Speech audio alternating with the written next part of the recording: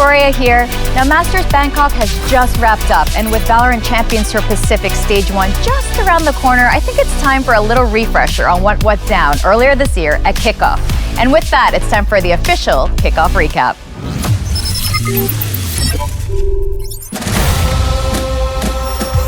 Even looking back now, Kickoff was incredibly intense, with most matches going the full distance. Not only that, we saw Ascension teams exceed expectations, a Pacific powerhouse PaperX struggle, and DFM at last breaking free from bottom placements with a completely new look. All signs point to 2025 shaping up to be a whole new era. After 960 days of pain and change, DRX have finally reclaimed their Pacific throne. In second place, right behind them, was T1 in their first ever grand final. And Gen G, who dominated in 2024, and Talon Esports, the sole Southeast Asian representative in the finals, were next in placements.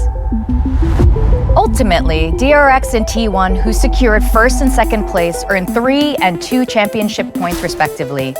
Meanwhile, Gen G and Talon finished third and fourth, each claimed 1 point, marking their first step towards champions. And after Masters Bangkok, T1 now stands at the top with the most championship points. So I've already mentioned earlier just how intense Kickoff was, right? Now comparing it to last year, it really highlights just how competitive it was.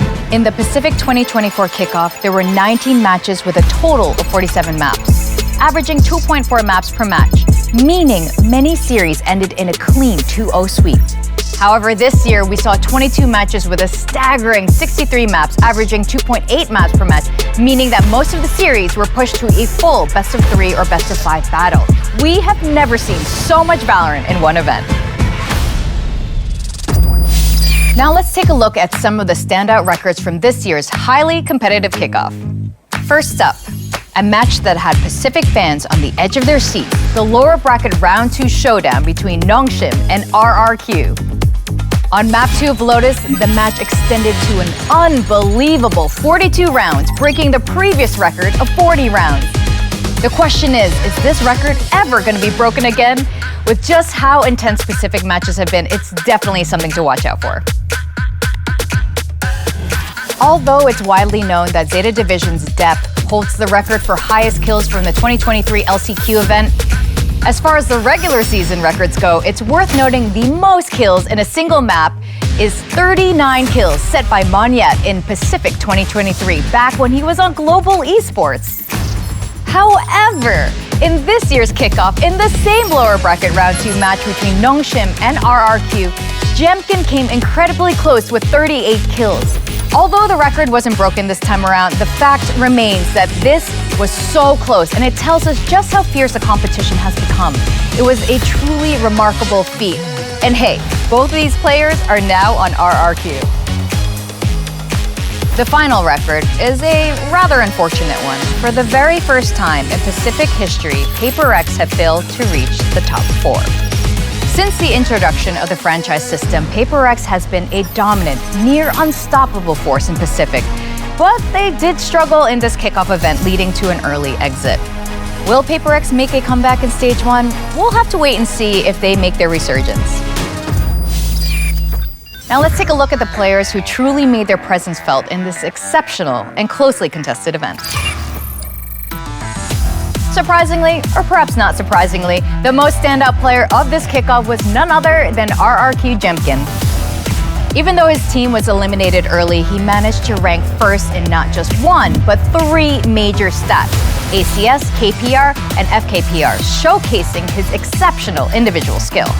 On top of that, we saw Primi leading in KD and Hyunmin topping ADR, both delivering explosive performances that played a crucial role in their team's successes. While players like Jemkin, Buzz, and Maze stood out with consistent and even stronger performances than last year, there's something else that deserves just as much attention. And that's the rookies, players who made their Pacific debut this year. Their impact was undeniable, and we'll have to keep an eye on them as the season unfolds. A total of 26 rookie players made their debut in Pacific during the 2025 Kickoff. Let's take a look at the standout newcomers who delivered the most impressive performances. Joining the prestigious ranks, we have Hyunmin and Freeing, who not only made their Pacific debut, but also won the tournament, becoming the true Royal Roaders. Then there's Cushy, who quickly garnered reputation as one of Pacific's best initiators, along with Francis and Danby, who showcase insane firepower, proving that Ascension teams are not to be underestimated. So I recommend you keep an eye on them this stage 1. And now, during this kickoff, we've established a few new rules. Kickoff rule number 1. Now, real fans will be very familiar with this law. It's the Texture 4-kill rule. Historically, whenever Texture secures 4 kills in a round, his win rate is an incredible 75%. That makes the statement 4 kills equals victory feel very real. But here's the crazy part. Whenever Texture gets an ace, his match win rate is 0. He has recorded 4 aces in Pacific history, but has never won a match after doing so. Now, as we go into stage 1, is Texture gonna convert the ace curse into a blessing, converting into that win? We'll have to wait and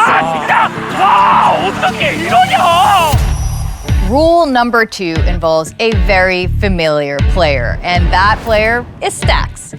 Ever since Stax joined T1 in the 2024 Stage 2 of Pacific, every single match from then till now has been played in a full series.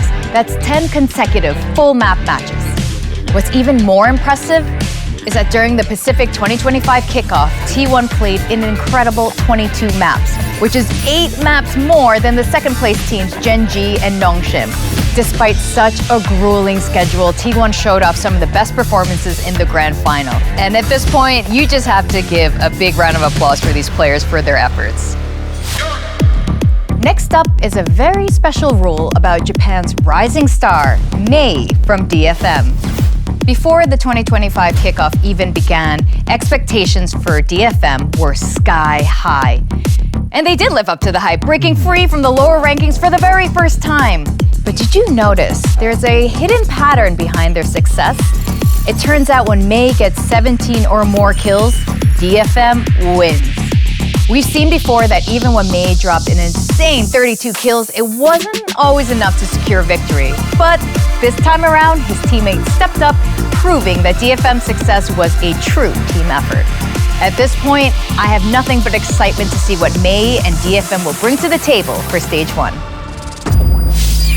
All right, we've covered standout players, unique records, and fascinating trends from the VCT Pacific 2025 kickoff. And even now, these moments from the tournament are unforgettable. They're living in my head rent-free. So tell me what you guys think at home. If you keep these kickoff records in mind, stage 1 is going to be even more exciting to watch. Now, when is it? Stage 1 is just around the corner as it kicks off on the 22nd of March. And who knows what surprise matches and new records we're going to get to witness. While kickoff was the era for initiators, the moment for Taeho, will stage 1 be a time for duelists to shine with Valorant's latest agent, Waylay? I am so excited for stage 1, but that's all from me for now. I'm Victoria, and this is VCT Pacific signing off.